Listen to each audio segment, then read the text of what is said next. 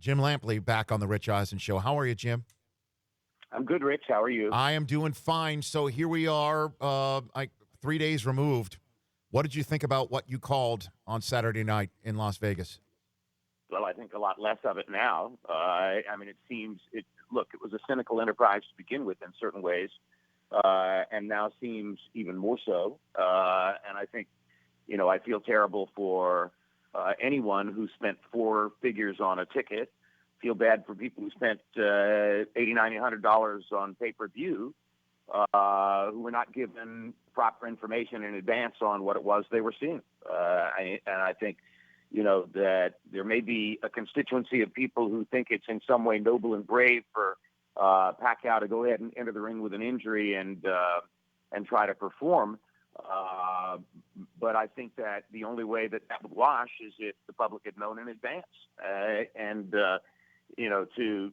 To have gone ahead with the enterprise when one of the fighters turns out to have been damaged goods, and for all of the advertising and promotion to have continued to base itself on the notion that this was the fight of the century and the best combat that boxing could offer to fans and uninitiated fans who only know a little bit about boxing and see it from the surface level, buy in at the level at which they bought in, and are bound to feel somewhat cheated today.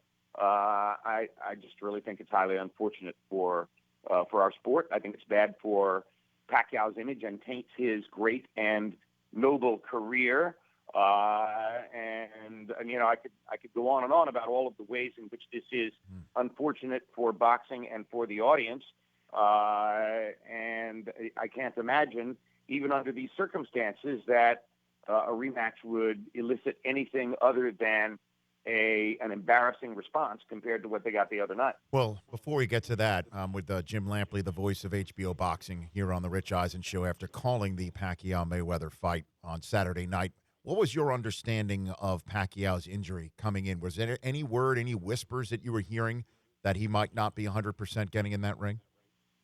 Zero, zip, not the null set. Now, there were a lot of rumors floating around about him having had a bad camp, but that kind of stuff goes on prior to every fight. I heard rumors also that Mayweather didn't have a great camp. In fact, there were rumors coming from the Pacquiao side that Mayweather was only sparring 2 or 3 times a week, and he must have hand injury problems. So to the degree that anyone might have been hurt coming into the fight, my understanding from the grapevine was if that was the case, it would be Floyd. Nobody ever said anything to me prior to the fight about Manny Pacquiao having a shoulder injury. And then after the fight, that was what his people wanted to talk about. And of course, they were quite upset that the Nevada State Athletic Commission did not allow him to take the painkiller shot in the dressing room before the fight. And who knows?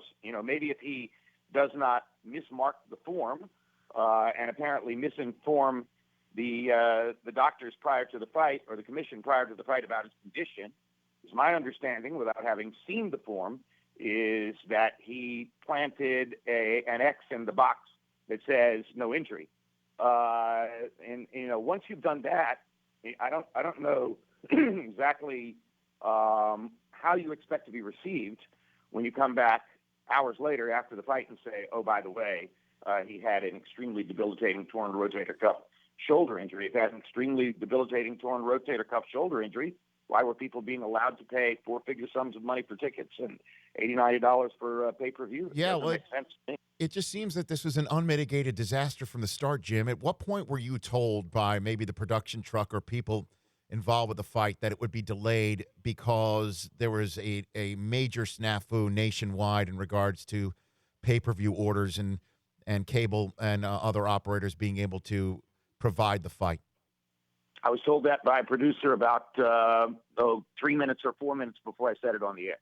We were standing up to do an on-camera, Al and Roy and myself were standing up to do an on-camera at the moment that we anticipated doing it. That was the main pre-fight on camera. And as we were in position and getting ready to do that, I heard from the producer in the truck that at this moment we were not going to do that on camera, but rather that I was to tell the audience that there was going to be a slight delay because of electronic overload, cable systems having difficulty accommodating all of the buys that were coming in. They needed more time to process that piece of electronic preparation and get more money, get more people into the tent, sell more pay-per-views, and we were told to fill for a little while. So we did fill, and added some time, created some program material and a discussion on camera in order to get more time for the cable systems to hook up pay-per-views. And no one had ever mentioned anything about an injury at that point. Jim Lampley joining me here on the Rich Eisen Show. And then Pacquiao, there were times where it just looked like he wasn't throwing nearly as many punches as we're used to seeing him throw, as well as when a fighter knows he needs a knockout and the world essentially sees it, and that's usually his MO, is to just throw himself full bore at his opponent, and then he didn't do that. What were you thinking when you were calling that, Jim? To me, that's the generic Floyd Mayweather win. I mean, I've seen fighters in that position many times against him. It was clear from the middle of the fight on that Canelo Alvarez needed to attack him and go after him and look for a knockout to have a chance to win. It was clear from the 8th or 9th round on against Oscar De La Hoya that De La Hoya needed to overwhelm him with his size and strength and do something to reverse the tide. Once we get into the latter stages of the fight, and Floyd clearly should be ahead on the scorecards because he's managing the rounds the way he does, limiting contact, not allowing the opponent to make a dent, then most of his opponents wind up in that situation. So that was what I had expected to see. I didn't see anything in the fight, frankly, that I did not expect to see going in, because I've seen Floyd Mayweather do this to any number of opponents, and Manny Pacquiao is 36 years old and hasn't had a knockout since 2009. So, in my mind, the equation was always that somebody was going to win this fight on the scorecards, and that if Manny were going to win the fight on the scorecards, he would have to do it with greater activity from the beginning. Manny and Freddie came into the fighter meeting on Thursday and openly articulated the plan that everybody expected, that he would need to throw a lot of punches in bunches, land combinations, win rounds by being more active and more the aggressor than Mayweather. That was the obvious formula for them to win. Then he came out and threw, I think, 29 punches in the first round, which was fewer than half of what we anticipated he would want to try to throw to be in the fight. And it didn't get much better in the second round. And at that point, you're pretty clear in your head that you're watching yet another Floyd Mayweather paint job, which has come to be the norm in all of these big Floyd Mayweather pay-per-views. And so there was no reason to think, just because Manny couldn't land punches or couldn't get into position to hit Floyd the way he wanted to hit him, that was predicated on an injury. That happens to virtually every Mayweather opponent. So when you heard the news today that Mayweather had texted Stephen A. Smith to say he would give Pacquiao a rematch once he's done rehabbing from this injury in a year, you thought what, Jim Lampley? I'm never shocked at cynicism in boxing. I'm never shocked at opportunism in boxing. I think that Floyd is an intelligent businessman who recognizes that Manny Pacquiao is never going to lose his large and ardent following. And it's no secret to Mayweather or anybody else that these hashtag polls going into the fight were overwhelmingly dominated by wishful thinking on Pacquiao's fans' part.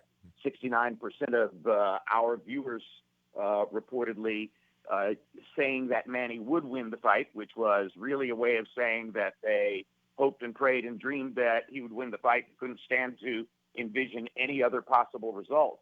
And as long as that love is out there for Manny, and it's global, not just here in the United States or the Philippines, then he remains an ideal opponent against whom for Floyd to make money, because he'll bring a lot of people into the tent. I mean, I was discussing with Max Kellerman yesterday the subject of Mayweather getting to 48-0 now, one more fight on the Showtime contract. He says this fall, a win makes him 49-0, ties Rocky Marciano.